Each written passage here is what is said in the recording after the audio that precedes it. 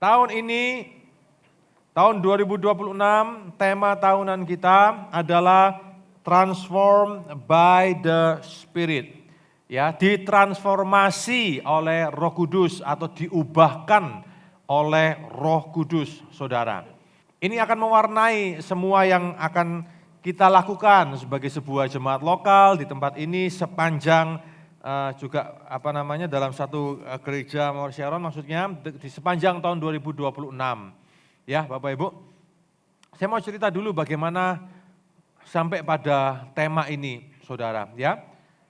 Bulan Agustus tahun yang lalu ketika para gembala semuanya kami berdoa di Bukit Doa, nginap 1 hari di sana hanya untuk berdoa, baik berdoa pribadi-pribadi di Kasebo, ya, di mana-mana, ya, di sana kan ada banyak tempat doa kan ya, menyebar dan juga kemudian kumpul sore atau malamnya kumpul untuk berdoa bersama, ya.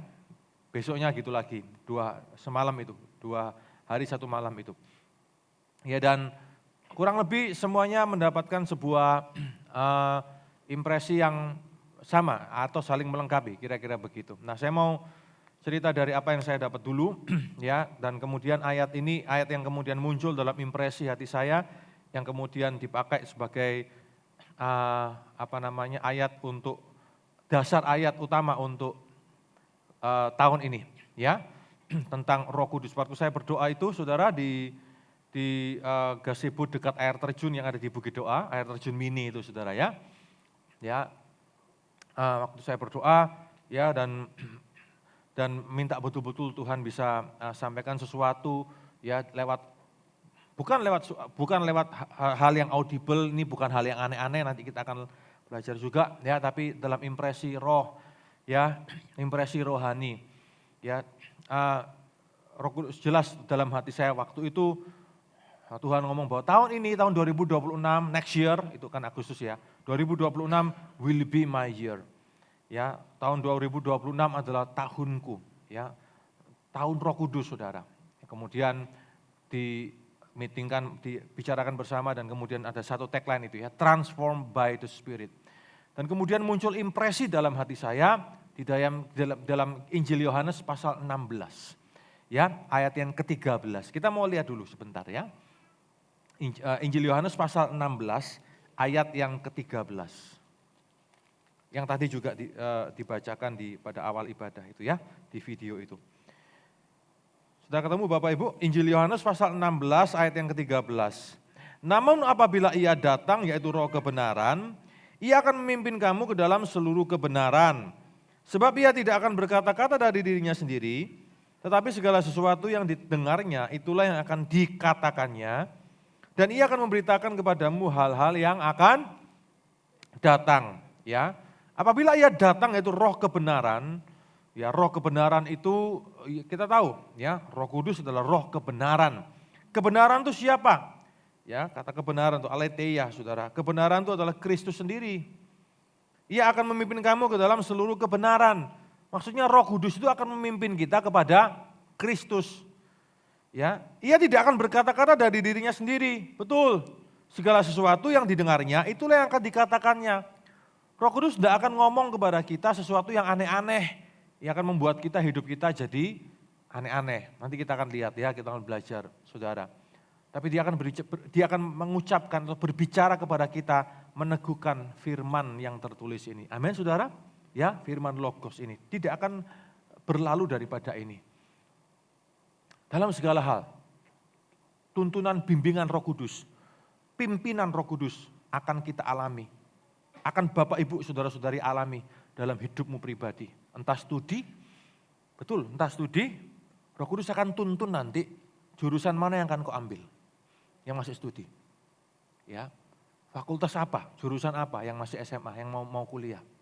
Yang kuliah nanti jurusan yang mana. Ini tidak aneh-aneh kok, Saudara. Ini akan sesuatu yang sangat mendarat sekali nantinya ya. Pimpinan bimbingan Roh Kudus.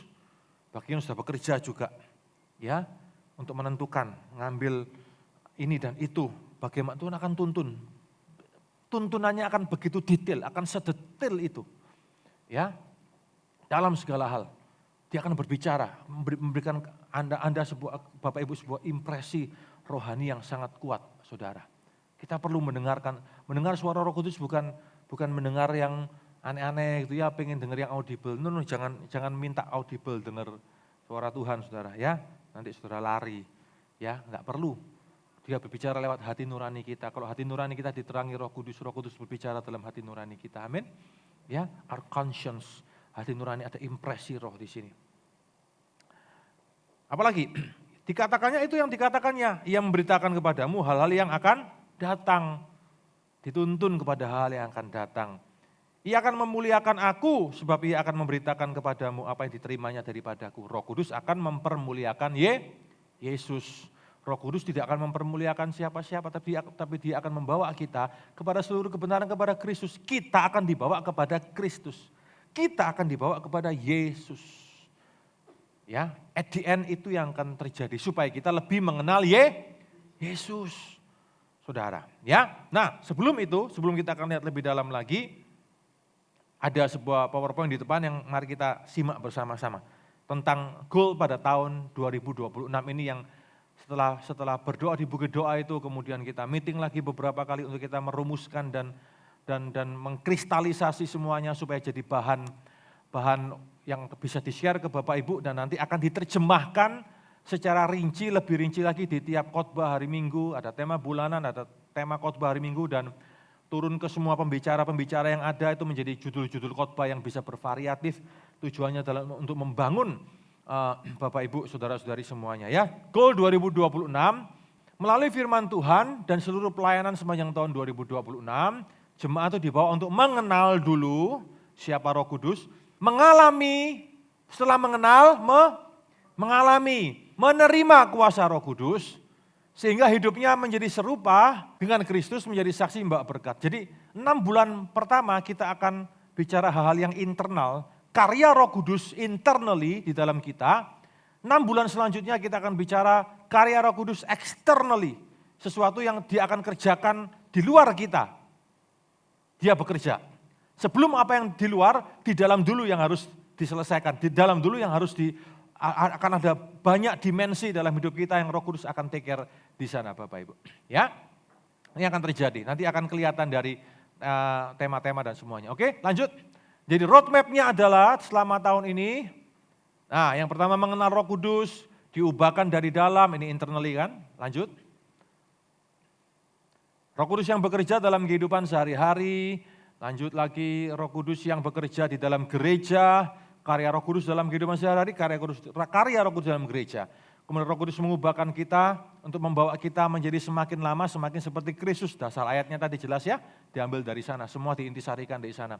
Dan kemudian Roh Kudus mengubahkan kita, memakai kita menjadi berkat. November, Desember akan banyak bicara tentang ini saudara. Ya, dan kita akan banyak memberi nanti di bulan November dan Desember dalam kegiatan-kegiatan kita semuanya, di JG juga. Ya, karena itu juga tuntunan Roh Kudus dalam kehidupan bergereja. Nah, Bapak Ibu, jadi jelas ya bahwa tahun ini adalah tahun Roh Kudus. Ya, transform by the Spirit. Roh Kudus yang memimpin, membimbing kita dalam segala sesuatu, saudara. Ya, nah oleh karena itu mari kita lihat sama-sama terlebih dahulu di dalam tadi sudah Yohanes ya, Kisah Rasul. Coba kita buka sama-sama. Kisah para Rasul, pasal yang kedua, ayat 14.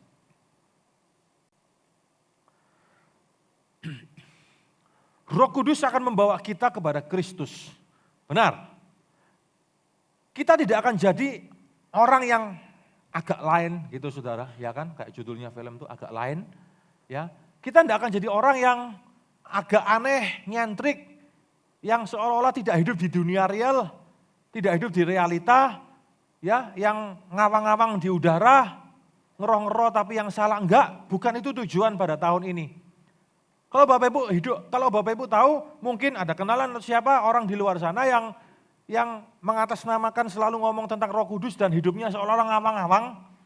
Jadi antik-antik begitu. Itu sama sekali bukan tujuan karya Roh Kudus dalam hidup kita. Karena karya Roh Kudus dalam hidup kita bukan membuat kita antik, tetapi membuat kita untuk semakin berbuah, berkembang, tetap menjejak bumi. Amin Bapak Ibu, saudara-saudari. Ya, nah tadi pagi saya cerita beberapa waktu yang lalu ketika kita dilayani oleh seorang hamba Tuhan yang punya karunia kenabian, yang dari Singapura, datang di Cempaka itu, ya pulang dari sana ada seorang suami istri tiba-tiba ngajak saya ngomong, ini istrinya saudara, ya kan. Nah, anehnya di sebelahnya sang suami kasih kode ke saya. Oh gini saudara, loh ini saya pikir ada apa ini, ya kan. Nah ternyata istrinya ngomongnya mulai ngelantur saudara, ya kan. Pak saya melihat sebuah portal rohani terbuka, Pak. Waduh portal, ya portalnya gerdo atau portalnya apa gitu saudara ya. Ada portal rohani terbuka, ada cahaya, ada kilatan, ada Mikael, Gabriel, waduh ya kan. Semua disebut nama malaikat saudara, ya kan. Ya rada kurang ya, mau tak tambahin kok disungkan saudara ya kan. Belum ada Uriel, Samael dan semuanya ya kan. Yang dia tahu cuma 3 tok gitu ya. Nah mulai aneh-aneh ngomongnya, mulai jadi nyentrik-nyentrik gitu ngomongnya ya. Ada tanda ini dan semuanya, oh saya ngerti ini akibat siapa. Ngomong portal aku ngerti aliran sopo ya. Nah tapi kemudian kita harus suaminya, maaf ya Pak, istri saya ini jadi begini setelah ikut aliran. Wah betul aliran ini Pak. Ya maaf ya Pak ya maaf sekali. Ya kayak pulang dulu Pak ya. Ya enggak apa-apa Pak ya, didoakan terus istrinya. Iya Pak saya sudah minta dia berhenti enggak ikut aliran itu lagi. Ya tapi dia enggak mau, semakin dalam semakin jadi antik begini. Akhirnya ditarik istrinya, waktu istrinya ditarik pulang begitu, ya kan masih ngomong terus saudara. Ngomongnya kayak, ya maaf ya agak mungkin sudah masuk ke kejiwaan yang agak terganggu. Ngomong sama udara gini ya ngomong, ya ini mungkin kesurupan rohani ya. Orang kesurupan bisa macam-macam ya kan. Kesurupan babi bisa saudara ya kan. Oh, ya. Ini kesurupan rohani, ngomongnya rohani terus di mana-mana. Aneh yang antik-antik begitu. Bapak Ibu kita tidak mau membuat orang jadi seperti itu. Itu betul-betul sudah efek samping yang sudah kelewatan. Ya. Jemaat di tempat ini bukan seperti itu dan saudara tidak akan jadi seperti itu. Hidup ini tetap menjejak bumi kok. Tidak perlu jadi aneh-aneh. Tidak perlu datang ke Bali begitu keluar dari pesawat. Auranya kotor. Banyak penyembahan berhala, banyak roh, spirit ya. Wis turu wae gak usah nang Bali nek gitu caranya. Saudara orang seperti ini tidak akan pernah bisa menikmati hidup. Betul? Ya kan? Ya, mau ke sana tuh lihat setan, sana setan ya. Betul enggak tahu dirinya sendiri yang setan mungkin saudara ya. Wah, sana setan, sini setan. Wah, situ ada ini ya di ujung sana ada. Saudara kira-kira nyaman enggak kalau saudara bergaul dengan orang seperti ini? Enggak nyaman kan? Enggak nyaman. Orang seperti ini kalau masuk pelayanan, biasanya senangnya masuk pendoa, biasanya saudara. Maka dari itu ya, saudara terutama yang pendoa-pendoa ini harus bertumbuh dalam iman dan firman Tuhan yang sehat, yang dewasa. Orang seperti ini kalau masuk ke dalam pelayanan pendoa saudara, waduh ya, itu mengacaukan semuanya. Karena kita pernah ngalami dulu waktu kita masih di Jogja, waktu buat KKR di sana, pendoa dari Cempaka salah ya, tidak semua, bukan hanya pendoa ya, tapi saya ngomong ini biasanya orang yang pendoa biasanya lebih spektrumnya lebih berurusan dengan hal seperti ini.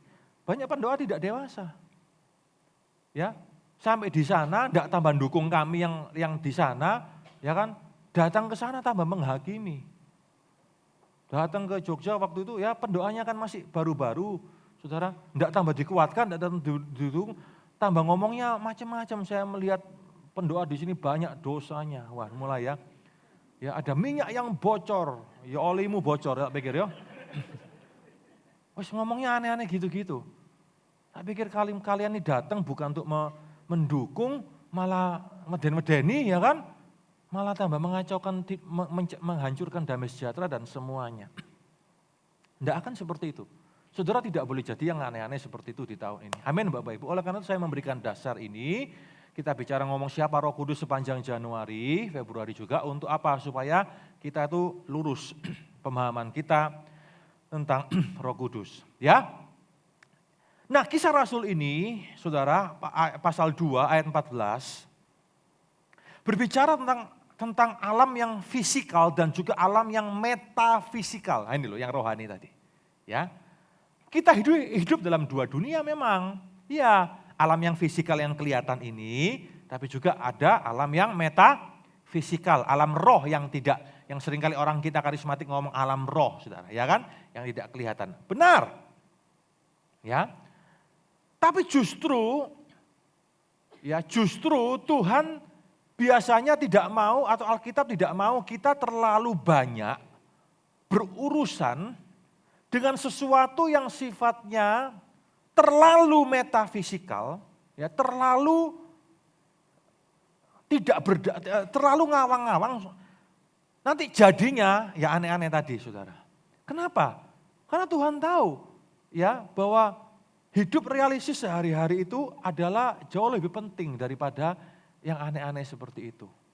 Kita ini harus jadi berkat. Tadi ujungnya akan jadi kesaksian, betul ya? Jadi berkat, saudara. Tidak perlu aneh-aneh. Oke?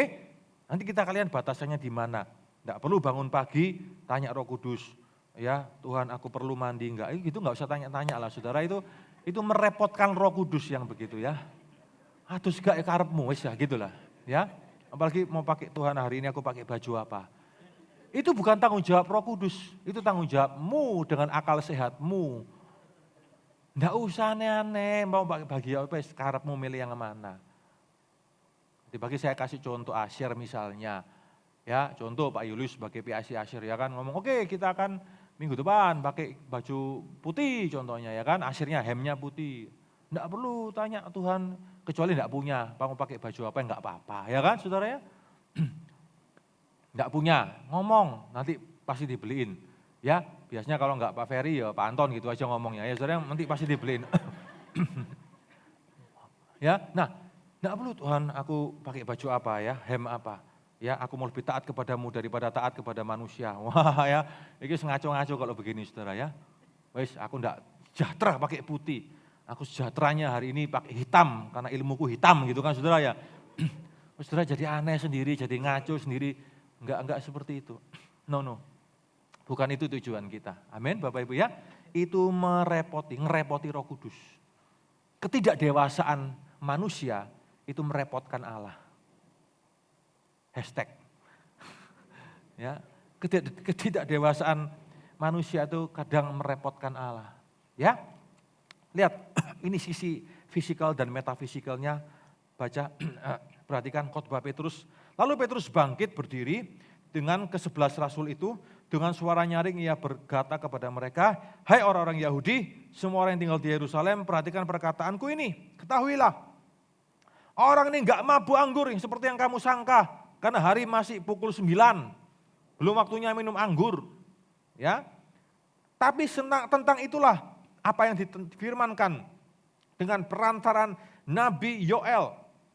Akan terjadi pada hari-hari terakhir, demikian firman Allah, aku akan mencurahkan rohku ke atas semua manusia. Roh Tuhan dicurahkan ke atas semua manusia. Maka sesuatu yang metafisikal bisa terjadi, bisa, tapi harus diuji. Amin saudara, ya ujilah semua roh kata Alkitab kan, ujilah semuanya. Jangan tolak tapi uji. Apa yang akan terjadi? Anakmu laki-laki dan perempuan akan bernubuat. Teruna-terunamu mendapat visions, penglihatan. Orang-orangmu yang tua akan mendapat mimpi. Karena Tuhan tahu, ya orang tua itu sedikit-sedikit ngantuk, sedikit-sedikit tidur. Badannya gampang capek, betul enggak Bapak Ibu? Ya kan? Tapi kelemahan manusia itu pun dipakai Tuhan loh. Untuk Tuhan mau menyampaikan maksudnya. Betul enggak saudara? Ya kan? Nah itu loh saudara. Juga ke atas hamba-hambaku laki-laki perempuan akan kucurahkan rohku pada hari-hari itu. Mereka akan bernubuat. Aku akan mengadakan mujizat-mujizat di atas di langit. Tanda-tanda ajaib di bawah bumi, oke, darah api, gumpalan-gumpalan asap, matahari berubah jadi gelap gulita, bulan jadi darah, sebelum datangnya hari Tuhan, hari yang besar dan mulia itu. Ini kosmik katastrofik, kekacauan dunia alam tata surya dan semuanya di mana kita pun sudah juga mulai mencicipi atau mulai mengalami, betul enggak? Ya kan? Tiba-tiba puting beliung di Juanda, padahal sebelumnya enggak ada. Tiba-tiba, ya kan saudara ya? Kemarin jadi kacau kan? Begitu. Tiba-tiba saudara ya, ini nggak bisa diprediksi. Karena memang inilah akhir zaman. Ya, akhir zaman. Tapi ada perlindungan bagi anak-anak Tuhan. Amin. Ya, ada perlindungan dalam berbagai macam cara. Nah lihat saudara, ada nubuat, ada mimpi, ada penglihatan. Bukankah ini adalah sesuatu yang sifatnya metafisik, sesuatu yang sifatnya roh, yang rohani. Ya, itu akan terjadi, iya. Ya, karena Roh Kudus itu istilahnya berteofani, apa berteofani? Dia menyatakan dirinya. Roh Kudus itu berteofani lewat yang pertama adalah peristiwa-peristiwa rohani, ya, mimpi, nubuatan, penglihatan, tapi juga fenomena alam yang tercatat tadi saudara, yang kita baca. Itu terjadi sebagai apa? Sebagai karya Roh Kudus untuk menyatakan dirinya. Benar, itu akan terjadi. Tapi kalau kita tidak dewasa di dalam firman, karena Roh Kudus akan membawa kita selalu kepada Sang Firman yaitu Kristus. Maka seperti cerita yang saya ceritakan tadi, mimpi, nubuatan, penglihatan tidak lagi akan jadi murni. Mimpi, nubuatan, penglihatan itu bisa jadi aneh-aneh, nyeleneh. Ya, dan bukan malah menyatukan, bukan malah membuat damai sejahtera, malah mencerai-beraikan dan malah mengacaukan. Seperti beberapa cerita yang saya ceritakan tadi. Tapi kita tidak boleh menolak itu, kita harus terbuka dengan semuanya. Karena Tuhan bisa berbicara lewat hal tersebut. Amin saudara. Ya, Tuhan bisa menyatakan itu. Tuhan bisa menyatakan itu dan kita harus terbuka dengan itu. Jadi alam yang metafisik maupun yang fisik itu menyatakan tentang teofani Roh Kudus atau karya Roh Kudus. Karya penyataan Roh Kudus di dalam zaman kita hidup hari ini. Amin saudara. Ya, itu terjadi dan kita harus membuka diri dengan hal itu. Tetapi intinya adalah seperti tadi dikatakan di kitab Injil Yohanes tadi, bahwa kita semua dibawa Roh Kudus kepada Kristus. Kita dibawa Roh Kudus untuk kita semakin mengenal Dia. Bagaimana kita bisa mengenal pribadinya kalau tidak lewat firman-Nya. Maka dari itu Roh Kudus akan membawa kita untuk kita semakin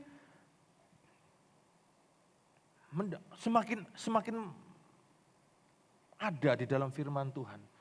Semakin kita mendalam firman Tuhan, semakin kita memahami, mengenal Dia melalui firman-Nya, saudara. Bukan dari kata ini, kata itu, bukan lagi kelihatannya ini, kelihatannya itu, tapi betul-betul dari apa yang firman Tuhan katakan tentang siapa Dia. Karena banyak orang loh ngajari Roh Kudus itu seperti ini, seperti itu kadang-kala nggak tepat semuanya. Ya, ada banyak orang memahami Roh Kudus lewat Roh Kudus seperti apa? Banyak kesaksian tentang Roh Kudus. Tapi itu sifatnya subjektif. Yang subjektif itu belum tentu bisa diaplikasikan ke semuanya. Karena itu pengalaman pribadi tiap-tiap orang berbeda. Ya, ada orang merasa ketika berdoa, ya kan? Aku tiba-tiba lihat contoh ya. Lihat cahaya di mana kemudian kamarku menjadi apa? Contohnya ya, warnanya pink begitu Saudara. Ya, contoh. Ya. Saudara, kalau saudara dengar seperti itu, tiba-tiba apa? Kalau saudara dengar begitu lalu apa saudara? So what's the point? Bahkan mungkin saudara yang mendapatkan tidak akan bisa menjelaskan apa itu. Kalau Bapak Ibu mendapatkan sebuah fenomena rohani, jangan dulu cerita kepada siapa-siapa. Doakan dulu karena itu subjektif untukmu. Amin. Tuhan maksudnya apa? Aku melihat ruangan ini jadi pink semuanya. Apakah hatiku terlalu pinky hari ini ya kan? Sehingga ini pink semuanya. Saudara doakan dulu. Jangan ngomong-ngomong dulu ke sana kemari. Kalau saudara ngomong-ngomong ke sana kemari dulu, orang kan tanya, apa faedahnya, apa gunanya? Lalu apa? Hanya cuma sekedar pengalaman rohani. Apa gunanya? Pengalaman rohani kalau nggak ada gunanya, buat apa saudara? Betul? Nggak penting. Bapak Ibu nggak penting. Ya, gitu loh. Ada orang yang betul-betul literal memahami Roh Kudus itu adalah burung dara. Jadi burung dara goreng adalah Roh Kudus goreng katanya. Ini ngawur saudara seperti ini. Ya, ada orang yang memahami Roh Kudus itu betul-betul literal semacam itu. Salah kaprah.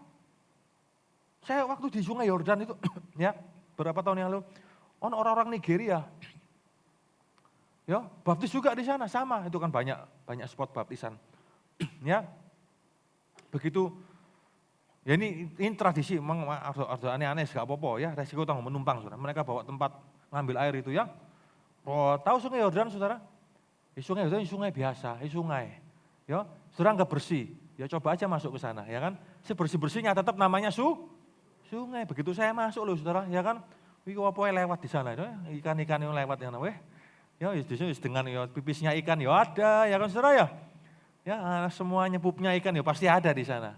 Ini orang Nigeria bawa tempat tumbler, tapi tumblernya suku mereka begitu ya, yang besar itu ya, ngambil air saudara, wah holy water katanya ya kan, langsung diglek-glek ya, langsung diombe, wah saya lihat itu, mau kapokmu ya, yes. Mencret kan maring ini, holy water saudara ya, holy water langsung gluk. Orang itu kadang-kala aneh-aneh.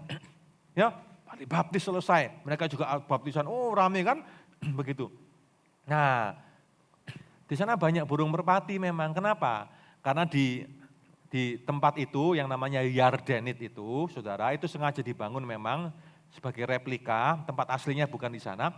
Itu adalah tempat secara habitat alami adalah tempatnya pigeon. Habitatnya pigeon ya, burung-burung merpati itu di sana. Ya, saudara. Nah, begitu selesai baptis, saudara, ada satu burung merpati. Entah gimana, saudara. Seneng atau enggak ambil salah satu yang dibaptis itu. Itu di kepalanya itu yang dibaptis itu, saudara. Ya kan? Ini temenan nih. Ya saya lihat sendiri guyu aku ini, ya kan saudara. Begitu di atasnya yang dibaptis ini, yang lain teman-temannya, Holy Spirit is upon you katanya. Wah, Holy Spirit tapi ya, itu manuk doro itu ya. Waduh, ya saudara, orang tua aneh-aneh. Enggak perlu yang begitu-begitu. Lalu kemudian dimaknai, wah ini Roh Kudus ada turun ke atasmu ya. Waduh, enggak usah yang gitu-gitu. Aneh-aneh. Ada juga orang yang memahami Roh Kudus itu kayak tadi pagi saya cerita kayak film Casper, tahu Casper enggak itu Bapak Ibu ya? Tahu film dulu zaman jadul ada film anak-anak itu judulnya Casper, namanya Casper. Casper itu hantu anak-anak, ya kan? Lucu filmnya, ya kan? Dia suka nolong, ya itu namanya film hantu suka nolong, saudara ya. Jadi, tapi percayalah enggak seperti itu ya. Nah, banyak orang memahami Roh Kudus juga seperti Casper itu. Waduh, sosok yang seperti itu, yang hinggap sana, hinggap sini, ya kan saudara, yang suka. No, itu jadi saksi Yehova nanti saudara, ya kan. Enggak, itu tadi karena gagal memahami Roh Kudus tentang siapa dia. Karena hanya terlalu menekankan hal-hal yang mistikal, yang rohani itu tapi enggak berdasar. Jangan hanya puas dengan hal-hal yang hanya rohani saja, mimpi, nubuat, penglihatan.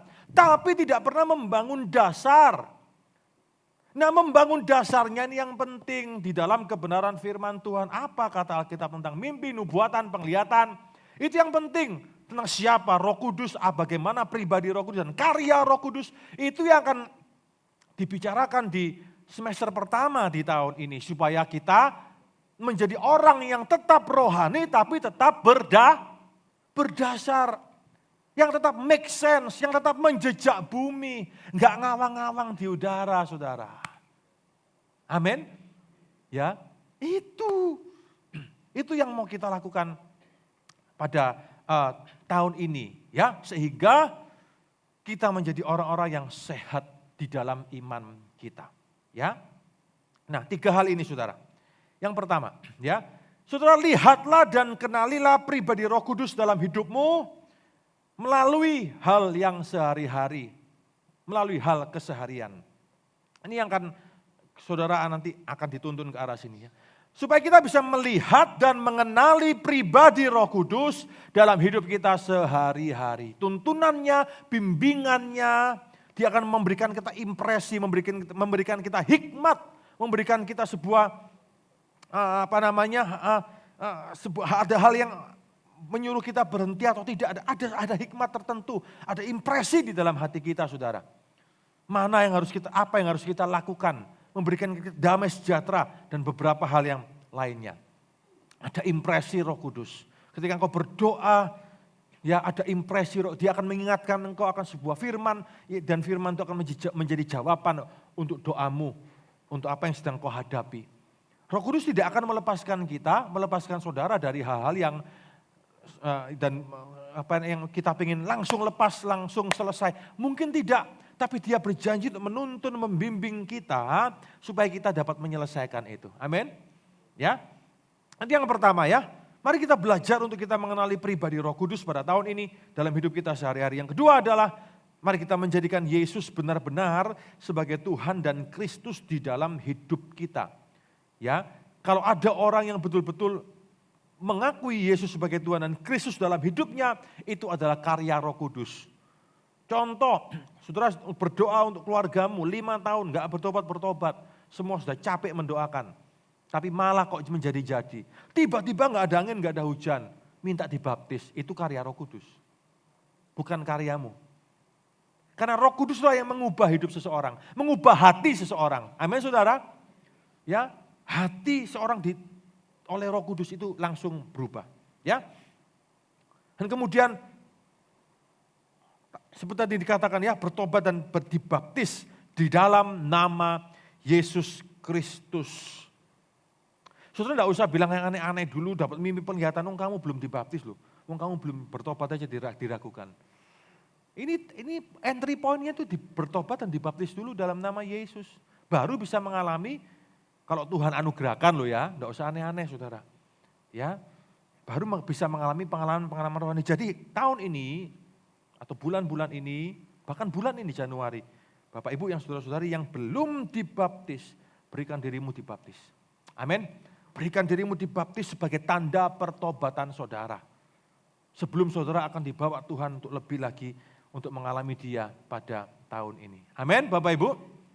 Ya, berikan dirimu dibaptis di dalam nama Tuhan Yesus Kristus. Itu adalah entry point, pintu masuknya untuk kita mengalami segala hal yang Tuhan mau kita alami pada tahun ini. Ya, dan saudara mari kita sungguh-sungguh pada tahun ini kita membuka diri kita untuk Roh Kudus betul-betul pimpin kita dari bulan ke bulan, dari minggu ke minggu, ya, supaya kita bisa mengenal Dia dan juga mengalami Dia dalam pekerjaan kita, dalam usaha kita, ya, dalam studi, dalam pelayanan, dalam segala sesuatu. Nanti ada impresi akan memimpin hatimu. Tiba-tiba Roh Kudus akan memimpin, mungkin untuk beberapa orang akan membuat engkau berpikir, ya, untuk ini dan untuk itu. Apa bentuknya bisa berbeda-beda? Bentuknya bisa berbeda-beda. Beneran saudara? Ya, bentuknya bisa berbeda-beda. Ya, mungkin Roh Kudus akan berikan impresi ke dalam hatimu bahwa tiba-tiba sekarang waktunya untuk mungkin lebih lagi, untuk menerima tanggung jawab lebih lagi. Bisa? Bisa. Sekarang waktunya. Ya, untuk apa? Untuk ini. Ada hal tertentu, hal baru yang kau harus lakukan di tahun ini. Ada hal baru yang akan Tuhan percayakan kepadamu di tahun ini. Sebelum-sebelumnya mungkin saudara nggak siap, tapi tiba-tiba entah dari mana ada sebuah keyakinan dalam hatimu, ada impresi kuat di dalam hatimu, ya sekarang waktunya tahun ini. Aku siap menerima tanggung jawab yang baru. Entah dalam pelayanan, entah dalam pekerjaan, karirmu, ya di kantormu, atau mungkin dalam bisnismu. Ya tahun ini aku rasa sebuah keyakinan yang aku tidak tahu dari mana, tapi ini lahir dalam hatiku. Itu juga adalah karya Roh Kudus. Ada kalanya tapi Tuhan juga bilang, memberikan impresi, stop dulu. Ya, stop dulu. Yang itu stop dulu, jangan dulu, belum waktunya. Mungkin belum waktunya ekspansi lagi. Ya, stop dulu. Ya, retreat dulu, sebentar dulu, stop dulu sebentar. Di saat itu mungkin Roh Kudus mau untuk saudara mulai memperhatikan apa yang telah ada, untuk menyehatkan apa yang ada terlebih dahulu. Ya, jadi Roh Kudus akan pimpin kita, dan ini adalah sesuatu yang sangat-sangat menjejak bumi. Enggak ngawang-ngawang saudara, betul. Kalau kita betul-betul kenal Yesus, kalau kita betul-betul kenal firman-Nya, maka kita akan bisa bedakan itu. Oleh karena itu mari kita bertumbuh di dalam firman Tuhan, supaya hati nurani kita semakin berkembang, bertumbuh. Ya, Bapak Ibu ya. Tahun ini kita akan mengalami pimpinan dan tuntunan Roh Kudus. Saudara akan diubahkan dalam banyak hal di dalam pengiringanmu akan Kristus Yesus Tuhan.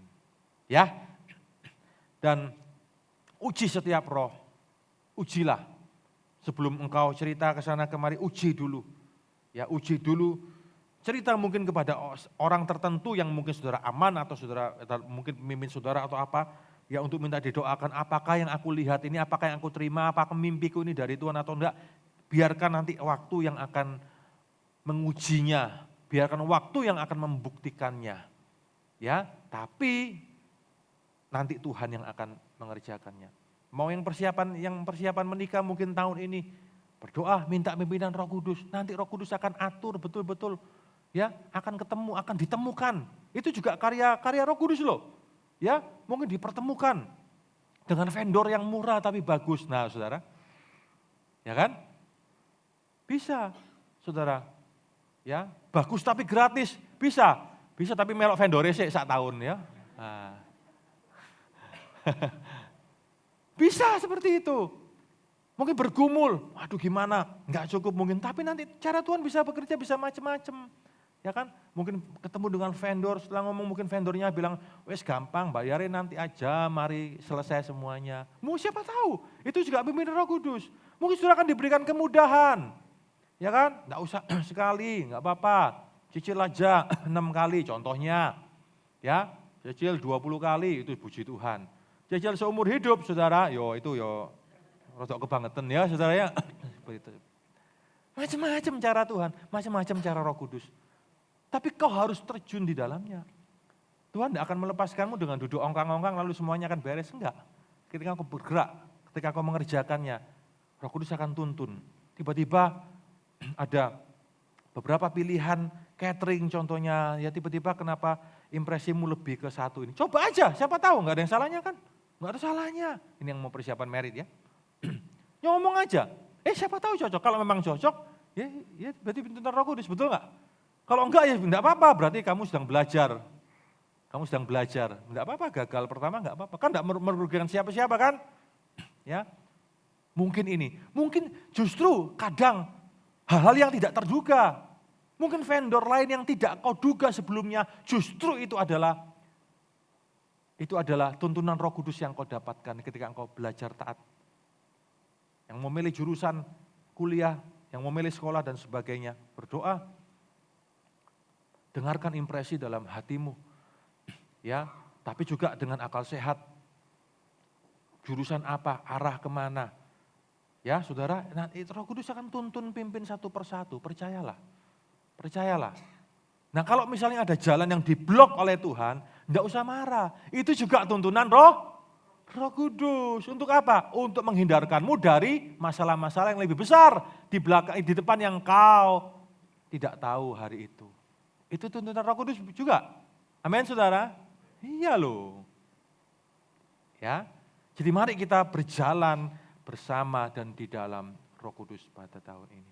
Seperti gereja sepanjang zaman juga bergerak dan dituntun oleh Roh Kudus. Ya. Nah saudara, sebelum kita selesai, saya akan ajak kita semuanya untuk kita membacakan bersama-sama satu pengakuan iman ini. Pengakuan iman atau kredo ini juga dibikin tuntunan Roh Kudus di dalam gereja. Untuk apa? Supaya gereja juga terus berdiri di atas dasar kebenaran ini sepanjang abad. Di gereja-gereja Protestan biasanya ini dibaca terus-menerus setiap minggu sampai orang kehilangan maknanya dan enggak ada feelingnya sama sekali. Di gereja Pentakosta Karismatik biasanya enggak pernah dibaca. Makanya jemaat bingung kabeh iki apa kan begitu saudara? Ya, malah enggak tahu kalau ada pengakuan iman. Pengakuan iman rasuli ini adalah pengakuan iman yang disimplifikasi atau disederhanakan dari pengakuan iman yang lain yang lebih panjang. Minggu lalu di Cempaka saya ajak jemaat baca yang versi panjang yang dibuat pertama kali oleh gereja tahun 325 Masehi di kota Nikea di Turki sana, saudara. Yang hari ini namanya Istik. Ya. Dan dari sanalah kemudian disadur, dipendekkan sekarang jadi pengakuan iman rasuli yang sampai kepada kita juga. Dan ini adalah karya Roh Kudus loh. Untuk gereja, menjagai gereja sepanjang zaman supaya gereja itu tetap sehat, ajarannya benar, ya, dan melindungi gereja dari segala macam ajaran yang salah, ajaran sesat, dan rongrongan yang terjadi pada zaman-zaman itu. Dan kita pun sebagai umat Tuhan, kita wajib untuk meneruskan legacy ini. Dan mari kita baca ini bersama-sama, saya undang semuanya bangkit berdiri, Bapak Ibu, ini adalah produk Roh Kudus, produk tuntunan Roh Kudus kepada gereja, untuk gereja terus berdiri di dalam kebenaran firman. Kita mau baca bersama-sama dengan suara yang keras, sekali saja bersama-sama satu putaran ini, ya. Dan kita mau betul-betul mengimani dan juga mengucapkan ini dengan segenap hati kita dan dengan segenap keyakinan kita. Ya, karena ini adalah pokok-pokok ajaran atau dogma gereja yang seringkali diserang oleh banyak orang, banyak pihak, bahkan sampai hari ini. Bicara soal Bapa, Putra, dan Roh Kudus, Trinitas. Dan inilah yang seringkali diserang oleh banyak orang, saudara. Tapi ini adalah pokok kepercayaan gereja. Mari kita baca bersama-sama dalam hitungan 1, 2, 3 dengan suara yang keras dan tegas bersama-sama, ya. Oke, 1, 2, 3. Aku percaya kepada Allah, Bapa yang Maha Kuasa, Khalik langit dan bumi, dan kepada Yesus Kristus, anaknya yang tunggal, Tuhan kita, yang dikandung daripada Roh Kudus, lahir dari anak darah Maria, yang menderita sengsara di bawah pemerintahan Pontius Pilatus, disalibkan, mati dan dikuburkan, turun ke dalam kerajaan maut. Pada hari ketiga bangkit pula dari antara orang mati, naik ke surga, duduk di sebelah kanan Allah Bapa yang Maha Kuasa. Dan dari sana ia akan datang untuk menghakimi orang yang hidup dan yang mati. Aku percaya kepada Roh Kudus, gereja yang kudus dan persekutuan orang kudus, pengampunan dosa, kebangkitan daging, dan hidup yang kekal. Amin.